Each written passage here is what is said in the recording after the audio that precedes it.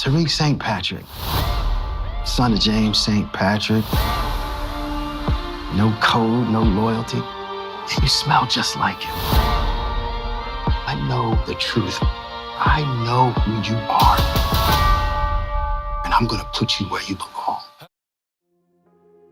I have to be an apex predator, which were Tariq's words, in arguably one of the most action-packed trailers we've seen from Power Book 2 Ghost, with one of the main taglines being no code, no loyalty. With 50 Cent's Many Men playing in the background, they certainly did set the tone for the season. Tariq won't just have one enemy, he's gonna have a hell of a lot more. As we all know in Power, it's never just one thing with the St. Patrick, he is gonna be public enemy number one. From this war with Noma and the Tejadas, the issue with 2-Bit, protecting his family and his future, to a new task force led by Detective Don Carter, who apparently knows who Tariq is and what he's done. Tariq really has his back against the wall, and I would say more than ever before. So what is Tariq St. Patrick willing to do to protect his future? Can he save his future? And will this be the end of Tariq's storyline, or is it kind of the end of one chapter but the beginning of another? Will it be the end for Braden Weston, any other Tejadas, or even Effie? We're going to be breaking down all the clues and all the storyline talking points from an explosive trailer from all things Power Book 2 Ghost, Season 4. I had everything set up for me. Life, school, my family was away safely. I'm not letting nobody take that from me. I gotta become the apex predator. Now I do want to start with Detective Don Carter. I previously mentioned that this character had a feel and look about him, where he was going to be one of the main villains for Season 4. We know Tariq will have a lot of hurdles with the Tejadas, Noma, issues with his organization, and a hell of a lot more. But intertwined in power is all his law enforcement, so Detective Don Carter is another. He's a rising NYPD officer who was on track to become police commissioner. That was until his wife was killed in a crossfire between rival drug gangs, so we all know what his motivations are. His task force will also be made up of Detective Nico Calder and Detective Felicia Lewis. Now what that means for Jenny Sullivan, Blanca Rodriguez and Junior, I do think Jenny will get dropped off. I can see Blanca Rodriguez maybe crossing over to Force, and with Junior, I do think he'll still have a big role to play at some point. But Carter, he'll definitely have a major role in Season 4. He doesn't just know that Tariq is a drug-dealing murderer, he says that he smells just like his father.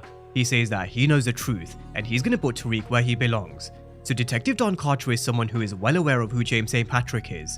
Now what he knows, how he knows, and how deep his backstory goes, those are the questions we need answering, which I'm sure we will. As the season progresses and as we start to learn more about Carter and hear more conversations, I'm sure we'll begin to learn more about his history. But he is here to put down a marker, and his motivation is the loss of his wife.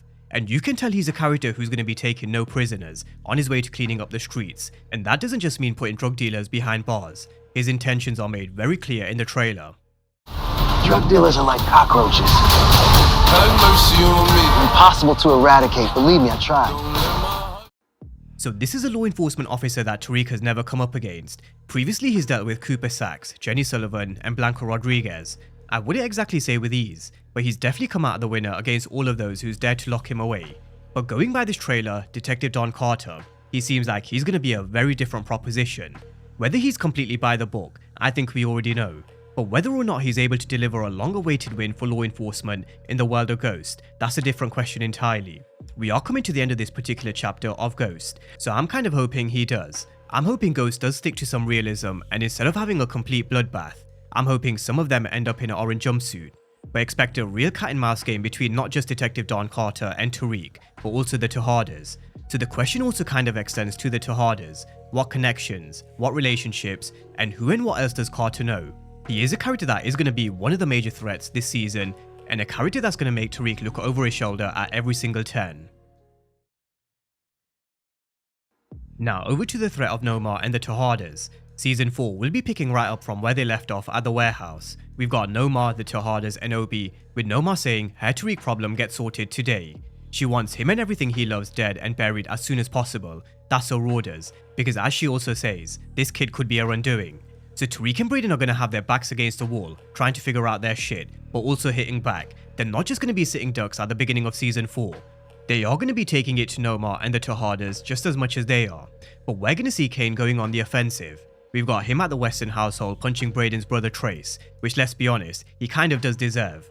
Now while he's here at the Weston house, he's probably looking for Braden after he fucked shit up at the warehouse, so he'll definitely want to find Braden. But instead, he meets his loudmouth trash talking brother Trace, who is on my death predictions for this season. At some point this season, Brayden will become a little reckless, and the deeper he gets into the street game, the more consequences he is going to face, just like Tariq has in the past. And one way that can actually happen is losing a family member. But we are going to touch on that in a bit more detail later on. Now, we also can't forget that the Westerns owed the Tejadas a lot of money, because they invested Lorenzo's life insurance policy into Western Holdings, as well as a large sum of cash. So just to add a bit more fuel to the fire with Kane and the Westerns, there is also a huge unpaid debt that will definitely need to be addressed. Now over to the other side with Tariq. Even though we've been through how he is going to hit back, how he is going to be on demon time, and how he's going to do everything he can do to protect his future, at first, he's going to be making a phone call. He says that he needs help, because Noma, Effie and the Tejadas are all working against him. And the only couple of people that spring to mind in terms of who he could be talking to is Tommy or Tasha. At the end of season 3, Tasha and Tariq made a plan. The plan was Tariq would kind of get close to Noma, work on the inside, learn the ins and outs of her organization, until he was in a position to take it from her, but that plan definitely backfired. So he could potentially be speaking to Tasha, because we do see him with his moms, which I will get to in just a moment. But I don't think we can rule out him speaking to Uncle Tommy either. I know Tommy said that this wasn't his war, but Tariq really will find himself up against it, and there are only a few people that can help him win, and Uncle Tommy is the other. However, even though I think it's way too soon for Tommy to come back to New York, I do think he would under a few circumstances. For example, if something happened to Tasha. In this scene, Tariq will tell Tasha, "You need to finish what you started," which of course is the war with the Tejadas. But with this season being the last for Ghost, at least, I do feel like Tasha could finally meet her end. And there are two reasons why that could happen. Number one, it could bring Uncle Tommy back to New York to help Tariq. But number two, I do feel it needs to happen for Tariq to fully tap into the monster inside him. The one person that he loves more than anything in this world is his mom Tasha, and if he were to lose Tasha, I do feel sorry for anybody standing in his way, because just like Tariq mentioned in the trailer, he's going to turn into the apex predator, and he's going to do anything to protect his future. So I do question what role Tasha plays, how long for, and whether she survives, or whether she's a character that could actually kind of cross over into Force. I know why I'm doing this, but why are you? Now, just on the point of Tariq trying to protect his future, Davis McLean kind of questioned Tariq. He knows what he's doing this for, but why is Tariq? And just on a quick one on Davis McLean, the reason why he's doing this is because he's being suspended pending disbarment. We see him holding a gun towards someone who I believe could be Noma and Obi, and these characters have never met before, so it is going to be very interesting to see what brings Noma and Obi to what looks like Davis's place. But Davis is someone who's going to find himself in a very vulnerable position of his own this season. He'll be working with Tariq and Brayden, guiding them as usual. It looks like he'll also help strike a mutual understanding between Tariq, Noma and the Tejadas. But because of him being suspended, he's going to fully embrace the criminal side of his enterprise, where he'll find himself working for both sides, and his loyalty will depend on whichever one benefits him the most. So I do think we can kind of put 2 and 2 together about why Noma and Obi are here. Davis McLean is someone who can be bought, more so than ever because of him being suspended. So it could actually be a very smart move for Noma to kind of target Davis. So I do get the sense that Davis will be playing a key role this season, and a character who could be the bridge between Noma and Tariq. But as Detective Carter said, no code, no loyalty. So just keep an eye on Davis McLean's position and how he kind of looks out for number 1. Playing between both sides may end up with him getting more than he bargained for. Now on Tariq. We all know he wants to rise to the top of the food chain. The reason why he's doing what he's doing is to protect his future, because power works in vicious cycles. We heard about Ghost getting rid of Breeze and Kanan to protect his future, and later Tariq got rid of Ghost to protect his. So the same applies in this particular situation. He says that he had everything set up for him, school, life, and his family were safely away, and he's not letting anybody take that away from him. So when it comes to why Tariq is doing what he is doing, is to protect his future, but also to protect the ones he loves the most, which is Tasha, Yasmin, Grandma Estelle, and I would also say that kind of extends to Brayden Weston. Brayden's a character who said, "Wherever you go, I go," so he's down for the cause. When he pulled that trigger in the warehouse, he put himself right in the middle of this war with his brother, and throughout this trailer we do see his loyalty come through. He's going to be there right alongside Tariq whenever they make new alliances, when they have their backs against the walls, when they're on the offense or defense. He's going to be right alongside Tariq all the way. Although having said that, from the season synopsis we also know he is going to become a little reckless as the season progresses, which we never really got a hint of in this particular trailer. Whether it's because of the death of a family member like Trace, a death of a girlfriend or a loved one who gets mixed into the street game, or whether he goes off the rails and maybe starts to get high on his own supply, that question and mystery remains. But Tariq will warn him and basically say exactly what Ghost once told him: if you do this shit, you can never go back. That's what Tariq said to Brayden in this particular trailer. So how and why Brayden becomes reckless, let's wait and see. But on this war with Noma and the Tejadas, I think we all know Tariq will be Noma's undoing. She hit the nail on the head. Anybody who dares to get close to a St Patrick or fuck with a St Patrick, we all know what the outcome is. But I also do feel, even though season 4 will have an explosive start with plenty of action, gunfight, death and blood, I do feel like a mutual understanding and agreement will be made. We've got Tariq and Davis meeting Noma and Kane, and I do think it will be in everybody's best interest to maybe just kind of calm down.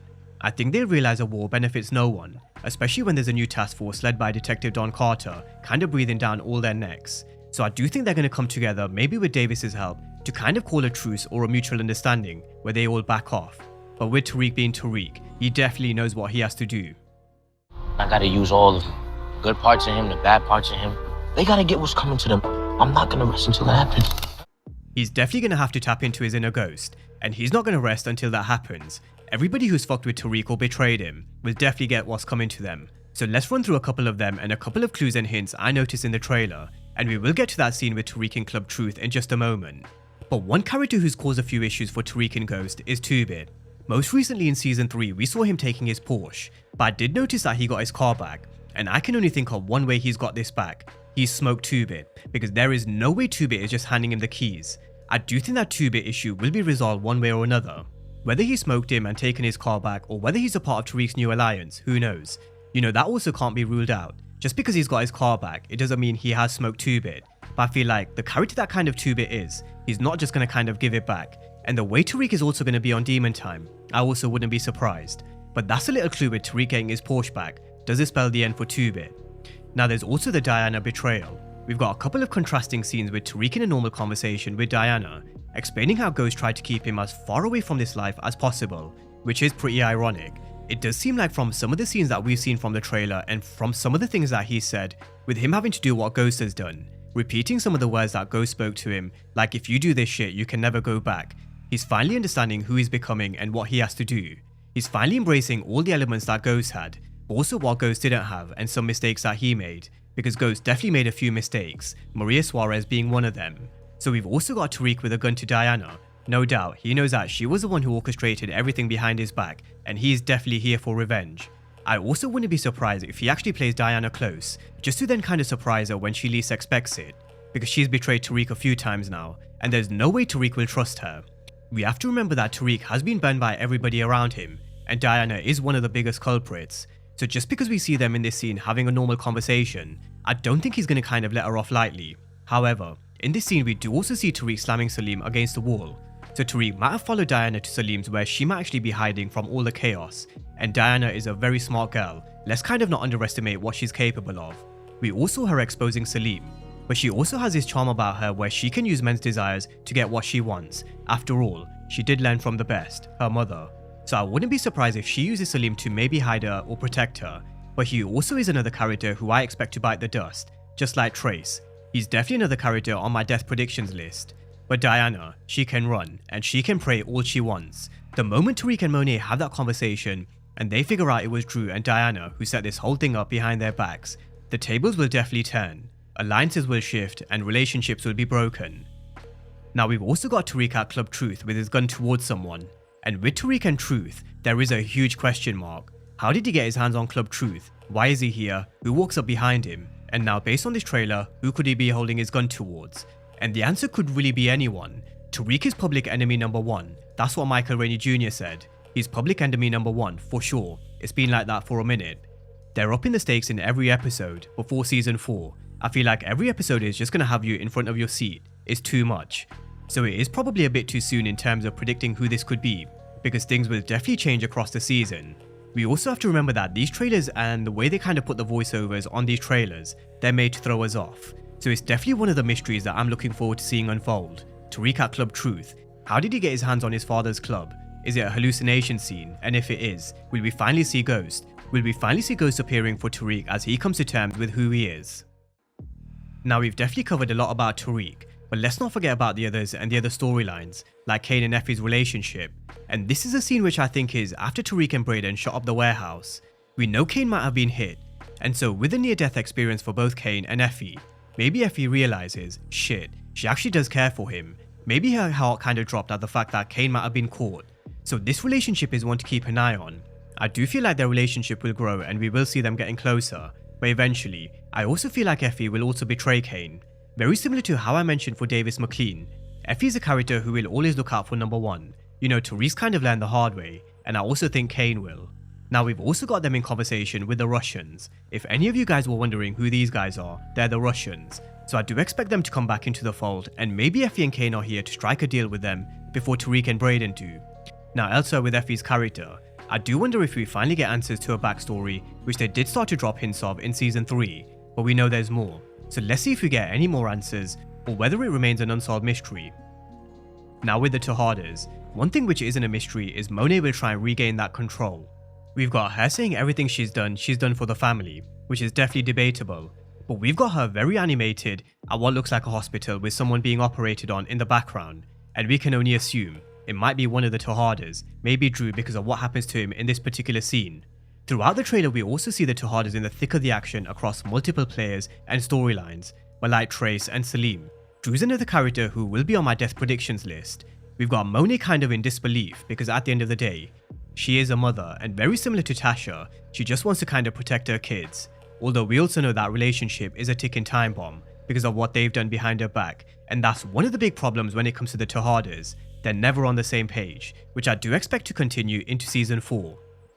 Now elsewhere with the Tejadas, we've got Noma who has Kane by the neck, very similar to how Mecha once had him in season 2, but I do think eventually he will work his way to becoming Noma's right hand man, but not without a stern warning like she once gave to Obi. So even though Kane will be working alongside Noma, don't expect it to be plain sailing smooth. Noma is someone who is above Mecha, and so she holds a lot of power and control. Although I do think the trailer only kind of paints one side of the picture, I do think at some point she will also be exposed, so just keep that in mind. There's Anya Covington, Tariq fucking shit up for her and her organisation, betrayal from Obi, betrayal from the Tejadas or Effie. There are other teasers and clues to suggest that all may not fall Noma's way, but that's a breakdown of the trailer, a trailer which has Tariq on demon time, but also tells us that he's public enemy number 1. He's gonna have threats coming at him from every single angle, all the way to when he finds himself standing at Club Truth. And so the last question, and the most important, do you guys think Tariq will survive come the end of season 4? I personally think he does, but more on that in future breakdowns. Drop all your thoughts down below in the comment section, and let me know your first impressions after watching the trailer for season 4. Drop all your thoughts down below in the comment section, and as always, thank you guys for watching, and I'll see you next time.